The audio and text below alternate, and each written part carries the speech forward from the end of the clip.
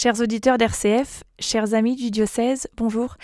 Merci de nous retrouver dans notre émission mensuelle Chez vous, chez nous. Aujourd'hui, nous accueillons avec une très grande joie et une certaine émotion Yannick et Anne Pervisseau. Bonjour Yannick, bonjour Anne. Bonjour Axel. Voilà, pour ceux qui ne le sauraient pas, Yannick et Anne, vous êtes partis, vous me redirez, mais je crois que c'était à peu près mi-juin, à Paderborn, en Allemagne, à pied. Vous avez effectué 900 km.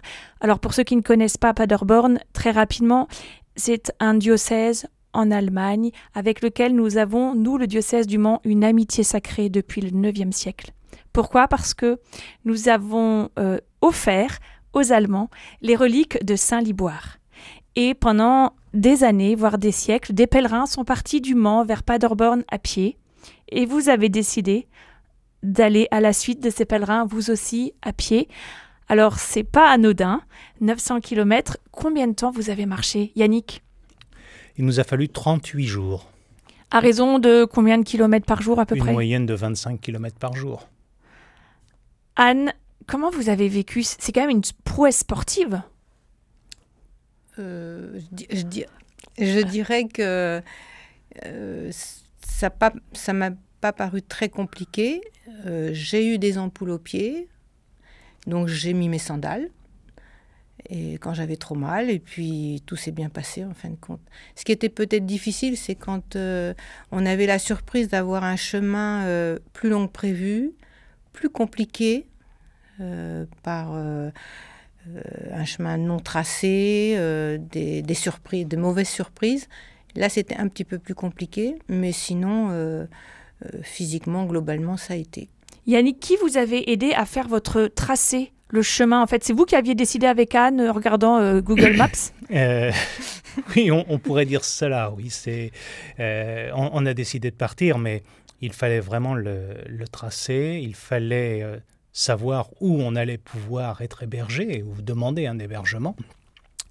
Et bon, on a beaucoup été aidés par la Fraternité Saint-Liboire, qui nous a beaucoup aidés dans la demande des hébergements, dans la construction de notre chemin, dans la construction aussi de notre créanciale, puisqu'on nous a demandé de faire une créanciale. Comme sur le chemin de Saint-Jacques. On peut rappeler peut-être à nos auditeurs qu'est-ce que c'est qu'une créanciale ? Eh bien, une créanciale, c'est un petit livret cartonné dépliant sur lequel l'ensemble des étapes sont enregistrées par un tampon. Alors, sur le chemin de Compostelle, pratiquement tous les hébergeurs ont un tampon pour le mettre. Sur le chemin de Paderborn, certains de nos hôtes ont simplement écrit leur nom et leur adresse. Alors justement, vos hôtes, est-ce qu'en partant, vous aviez déjà connaissance de tous les lieux où vous alliez dormir ? Anne ? Non, certains, nous sommes partis le matin ne sachant pas où dormir le soir, mais dans la journée, des rencontres ont fait qu'on trouvait. Voilà, et quelquefois donc c'était le matin, quelquefois c'était la veille pour le lendemain. Et ça ne créait pas une certaine anxiété ? Non, nos hôtes étaient plus inquiets que nous. Oui, puis je pense qu'on remettait les choses entre les mains du Seigneur. C'est le meilleur moyen d'apprécier la providence. Et alors, comment se sont passées ces rencontres avec vos hôtes ? Vous preniez le temps de l'échange, vous étiez fatigué, vous aviez envie peut-être de vous coucher à peine arrivé ? C'est une relation importante parce que nos hôtes sont très heureux de nous recevoir. Ça s'est vu tous les jours. Très heureux de nous recevoir, donc on a beaucoup échangé. Alors, ils comprenaient tout de suite qu'on avait besoin d'une bonne douche. Ça, c'était le point principal. Et puis ensuite, on parlait beaucoup. On prenait le temps aussi de partage du repas qu'ils avaient préparé pour nous, ce qui est très, très agréable. Et puis, on recommençait un petit peu à parler. Donc, on se couchait quelquefois pas très, très tard. Quelquefois, ils nous accompagnaient dans leur paroisse, dans leur église. Et on avait un temps de prière ou une visite. Après le dîner, après plein de choses à partager, ce qui fait que quelquefois on se couchait très tard pour se lever très tôt le lendemain. Oui, vous vous leviez à quelle heure ?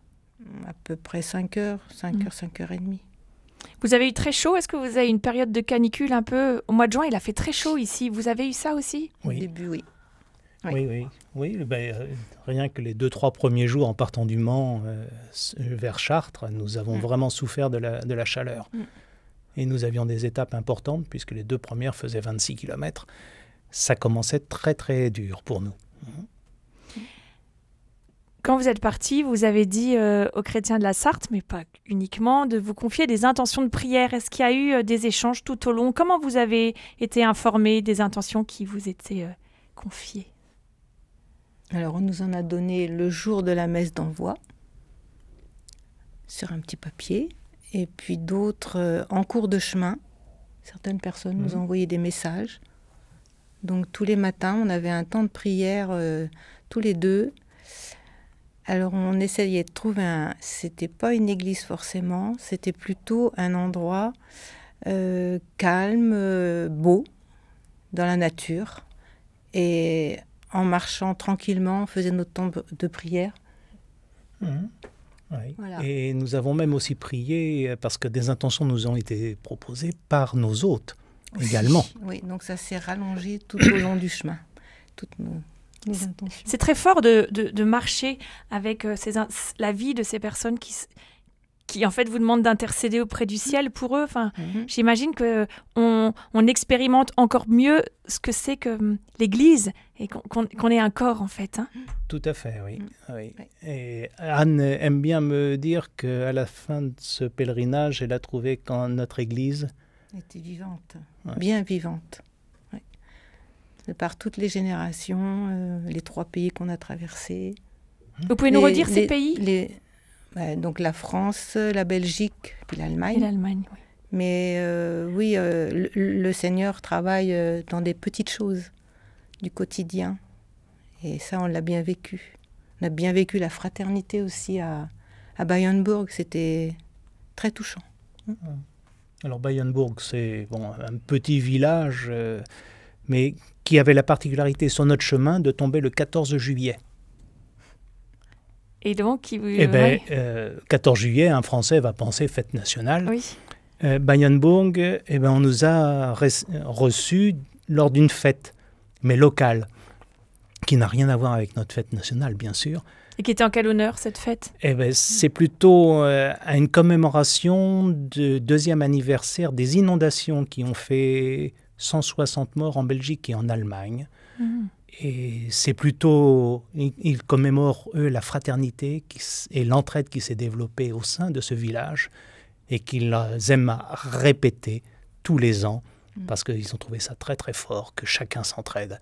Il n'y a eu aucun mort dans ce village. Yannick et Anne, au moment de partir, quand on a appris votre démarche, votre pèlerinage, moi, je vous ai demandé si vous acceptiez qu'on puisse un peu vous suivre sur les réseaux sociaux. Il est vrai qu'à chaque fois qu'on mettait des posts avec des photos, eh bien, voilà, il y avait pas mal d'interactions. Les gens étaient intéressés. Est-ce que ça a été facile pour vous d'accepter d'être un petit peu mis en avant? Non. Non, pas fan du tout des réseaux sociaux. Mais c'est vrai qu'une fois arrivé à Paderborn, on a vu que ça pouvait interpeller les gens. Et on a été beaucoup sollicités dans la ville de Paderborn. Les gens vous reconnaissaient? Ils nous reconnaissaient, nous montraient leur portable. C'est bien vous. Et ils nous demandaient de se photographier avec nous. Oui. Alors là, on s'excuse auprès de la fraternité Saint-Liboire qui, lors du pèlerinage qu'ils avaient monté sur Paderborn, bien nous avons eu du mal à être à l'heure au rendez-vous parce qu'on était souvent interpellés par des gens de... Et justement, comment ça s'est passé, cette arrivée à Paderborn, ces retrouvailles avec le monde? Alors déjà, je me revois encore descendre les escaliers pour arriver à la cathédrale. C'était très émouvant. Il y avait monsieur le maire, il y avait le curé de la cathédrale, des représentants du diocèse. Et c'était très touchant là. Et puis on avait fini de marcher longuement. Oui, on arrivait à la fin, on se disait ça y est, c'est fini, il n'y aura plus rien derrière. Alors qu'on était vraiment complètement dans le pèlerinage. Et ça a été compliqué de vivre cette semaine avec le groupe, c'était beau. On a vécu des belles choses, mais retrouver la foule, le bruit, le rythme trépidant. Intense, oui, très intense, et c'était pas facile. Et marcher sans le sac. Encore plus difficile, il fallait se rééquilibrer. Enfin, voilà. On arrive au terme de notre échange, mais juste vous demander, voilà, c'était il y a 2 mois. Aujourd'hui, comment êtes-vous après cette expérience si particulière? Comment êtes-vous habité par ce que vous avez vécu? Anne? Je dirais qu'on y pense tous les jours. On n'a pas envie de reprendre un rythme trop intense, prendre le temps des choses. Prendre le temps avec nos voisins, notre famille, tous les deux, tout en restant engagés, bien sûr, mais garder cette idée de prendre le temps de faire bien les choses. Yannick? Eh bien, je crois que le Seigneur a fait beaucoup de choses en moi, parce que je sens que vraiment, on a eu des petites choses qui se sont déroulées de façon facile, alors qu'on aurait pu craindre des difficultés ou n'importe. On s'est laissé porter. Et ça continue. Ça fait du bien. Puis ce que l'on a fait aussi, en arrivant à Paderborn, on avait envoyé un message à chacun de nos hôtes en leur disant « Ça y est, on est bien arrivé » avec une petite photo. Et on a eu quelques retours. Je peux le lire? Est-ce que j'ai le temps? Oui. Oui. Me dit la régie. Alors, on nous a écrit « Quel bonheur de vous savoir arriver. Vous semblez extérieurement en grande forme, et je ne doute pas des grandes joies partagées le long de ce pèlerinage sur les chemins vers Paderborn, puis à l'arrivée. Un jour, si Dieu le veut, j'aimerais m'y rendre. Ce Saint-Liboire dont j'ignorais l'existence est à l'origine de grandes choses. Il rapproche les hommes. Grand merci à vous d'avoir œuvré en mon nom et au nom de Dieu. Bon pèlerinage à Paderborn en communion avec vos frères et sœurs. » Voilà un petit message d'une personne qui nous a hébergés en cours de route. Un très grand merci pour votre témoignage. On a envie de partir, on a envie d'aller à votre suite et peut-être, qui sait, un jour avec vous encore. Merci infiniment Anne, merci Yannick. Et puis on peut demander à Saint-Liboire de prier pour nous. On lui confie nos vies. À bientôt. Merci à bientôt. Au revoir. Au revoir. Au revoir.